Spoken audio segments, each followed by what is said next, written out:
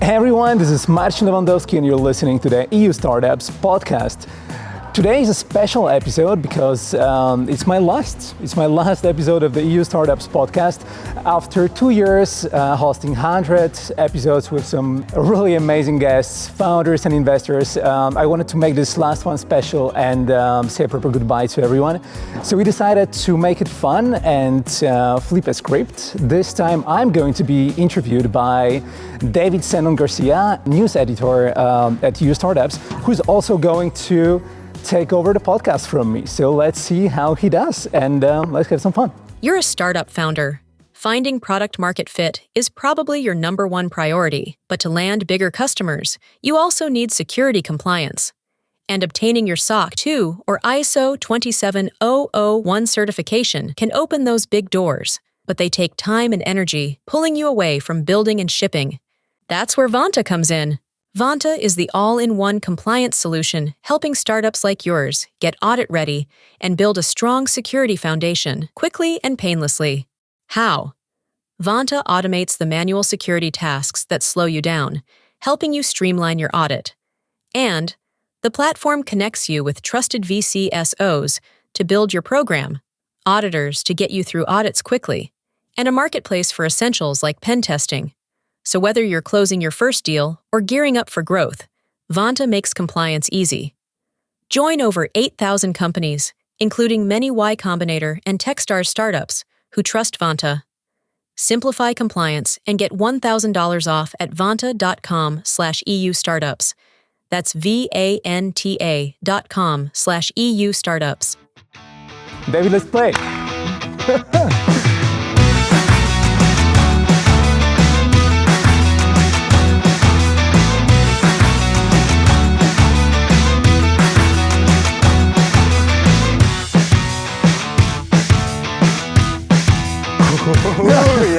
Nice, man. Good. That was good. Good game.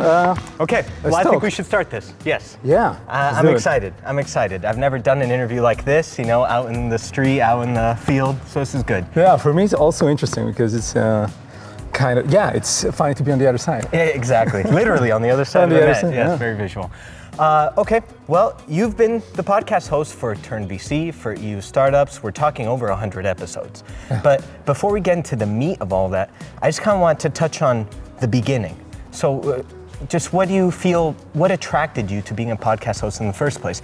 Both the format, both the ability to talk to people, just what drove you in that direction? So, that's actually a long story. We probably don't have that much time for it. But growing up, I always wanted to be a founder. I was very much into entrepreneurship. Also because of my dad, because my dad built a construction company back in Poland, and I was working with him ever since I was 13, 14. I remember I was going to construction sites, like trucks would come and with some materials, I would actually help unpack the trucks at the beginning. So I guess I got the entrepreneurship back from my papa. I wanted to meet as many people as possible and go and get exposed to as many different places and cultures as I can. And so I did. And so Spain, actually now Barcelona, this is 8th country that I live in. I traveled to 50 plus other countries. And I made friends across every continent. Like my first job after working with my dad was at a startup, and I wanted it to be kind of special for me. So I got a job at a startup in Shanghai, and I went to Shanghai for a year. But yeah, eventually after that experience, I had a full loop, and I full loop back, and I started studying at the University of Amsterdam. And during that, I founded my own startup eventually, as I always dreamed of, and failed it properly. What was the startup? The startup, it had a very great name. It was called Next Unicorn. Okay, good. Yeah. Prophetic. Yeah. And I also loved, as you know already, traveling, and I was a big fan of a show called Anton Bourdain. Okay, and I love the guy, I love the traveling, and I wanted to kind of combine this and make a show about both. So make a show about startups, but not make just another podcast. I wanted to make it fun. I wanted to make it personal. I wanted to make it. I want to just tell great stories of people from different backgrounds that became venture capital investors or startup founders. And but I always the first thing about that was make stories that resonate with people and make it fun. So that was Turn VC. That's how I actually came up with Turn VC. And then You Startups podcast was kind of an extension of that to me. I was a bit doubtful at the beginning because we just finished filming Turn VC season 1. And I was just thinking, all right, so now I'm going from traveling all across Europe, meeting all these people, having fun with them, spending days with spending hours with them during the day, and now I'm gonna sit and do a Zoom call weekly for an hour. Yeah. And I was like, okay, so am I gonna get this excitement from it? Is it gonna turn me on? Turned out that it did big time, and it was just all about the people. So if the quality of the people, if you meet on a weekly basis people you love, people who build something amazing and people who you can learn from so much, you're gonna get excited about a Zoom call. No matter how you meet them, it's like you wanna meet them, you just wanna be there, you wanna kind of internalize everything, and it's kind of magic. Well, clearly you're a good conversationalist, and I think that comes from what you're saying. It comes from before, but you've also honed it through in-person interviews, through Zoom interviews, because that requires its own set of skills, really. Yeah. So I promise my next answer will be shorter. Okay, we'll see. Don't promise anything yet. So, you're coming at this with great skills that are clearly visible, video, audio, but what would you say is something that maybe your audience, people that have watched your shows, Turn VC, E Startups podcast, what's something that you don't think they know about you that brings that special sauce to the mix, that makes you a good host? Yeah, so I think exactly what I just mentioned, the whole story behind, the whole background, how it all started, from just being a kid working on some construction site, falling in love in entrepreneurship, then just traveling the world, working at tech startups, and just meeting, the more people you meet, it just, in my opinion, the better you become with people. I've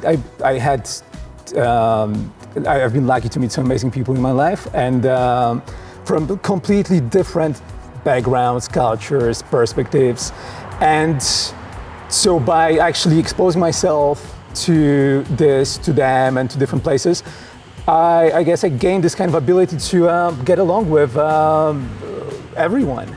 It doesn't matter where you come from, what you do, and so on. I'm gonna get along with you. I make friends easily, I would say. Yeah. And I think I love people, man, and I have this kind of drive towards them, and I love hearing them stories, love doing things with them, and I think that's the kind of secret sauce. Okay.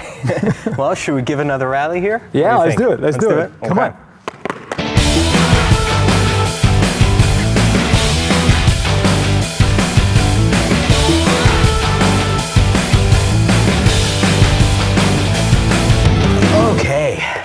Well, you're putting me to work. Not even my first day, and you already got me sweating. Good game, man. Okay. Well, we've covered your past, we've covered the beginning, so let's get into the meat of it. Yeah. And just, I think, an important conversation you've had, as we've mentioned, over 100 different episodes. What's the conversation that you felt that's kind of impacted you most? And I don't just mean professionally, but on a personal level. Ooh, that's a tough one. Man, I have no idea. There are so many incredible people. I loved having Guy Kawasaki on the show. It was like a dream come true. The guy's amazing. And Steve Chen. Steve Chen was another one that was a big name, and it was just surprising for me how nice and normal and humble he was, and how nicely we were just bonding over a conversation. And then I loved having Jacqueline van den Ende on the show, both on Turn VC and on the EU Startups podcast. She's a big inspiration. She's an amazing entrepreneur. She's also an amazing investor, and generally amazing human being. And so I don't know. It's hard to choose, because I think like a nice saying here would be that you kind of become like a sum of people you meet in your life and surround yourself with. Yeah.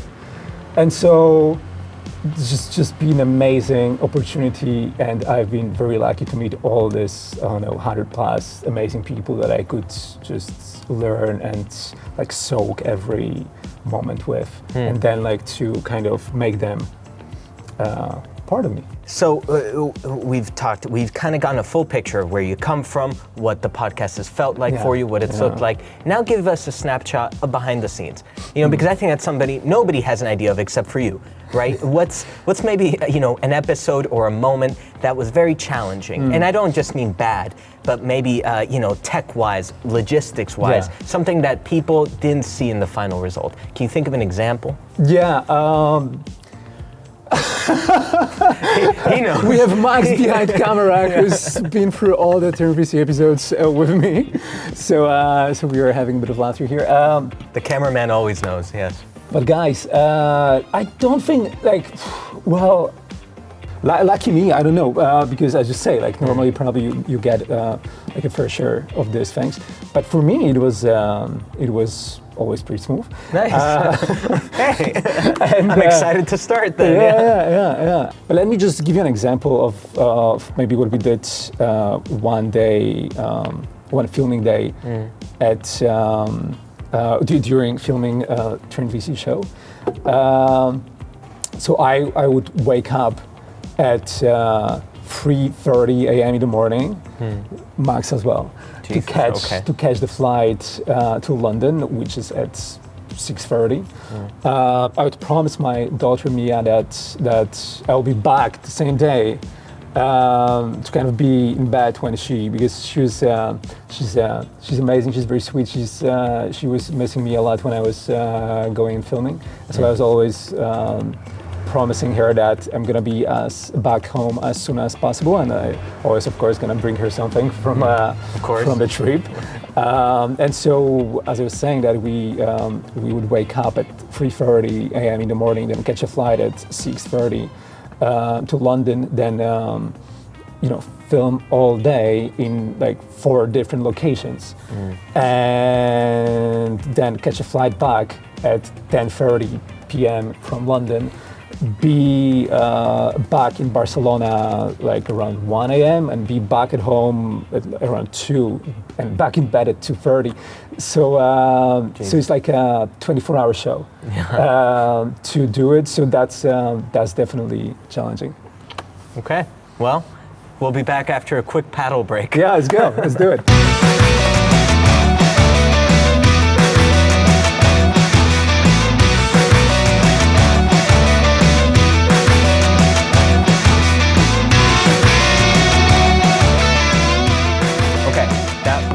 A great game. Your quick volleys have been getting me all game. So now I'm going to get you some quick fire questions. How does that sound? Sounds good, man. All right, quick ones. Just fire them off as quick as you can. So, I'm starting, right? Yeah. I'm going to be the new host. What's something that you hope I keep, and what's something that you hope I change? I hope you keep the people quality. Okay. And I hope you change how many people see the show. Okay. I wish you that you just, that it's going to explode and so many people watch it and listen to it. From your mouth to God's ears. I'm hoping for it. Okay, next question. What's a guest that you've wanted to get on the show but you haven't yet? So many. I wanted to get, but it's a fire one. That's right, quickly. Ashton Kutcher. Ashton Kutcher. Okay, well, maybe he'll see this and he'll call you up for the new season of Turn VC.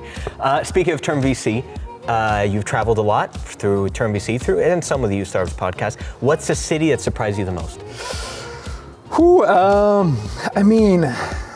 all of them. I don't know, man. Like London, London. I love London. I love Turin. I love Berlin, Munich, Amsterdam. I love Amsterdam. I don't think anything really surprised me. It was just like kind of realizing how much I love these places and people there. It's yeah, like there were no really like surprises in terms of cities and what's there, but yeah, maybe surprises when it comes to logistic and filming there. Right. Okay. So what have you learned about yourself from being the host? Oh man, so many lessons again. It's like he put these questions for Quickfire. Come on. Yes, this is not quick at all. This is going to be it's not quick at all, and yeah, and it's not gonna be, I think. So what I learned about myself is that I really love working with some of the brightest people on solving some of the toughest challenges. Okay, that's a good motto. And this is the last quickfire question, but we'll excuse if you take a bit longer on it because it's important. What's next for Marcin? What's next for me? Actually, the last answer translates kind of into what's next for me. I want to back and work with the brightest people solving some of the toughest problems.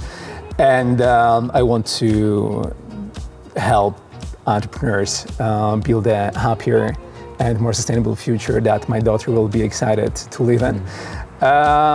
There's a couple of things that I want to do. I want to invest in founders. I also have two other projects. One of them, it's going to be called Founders to Be.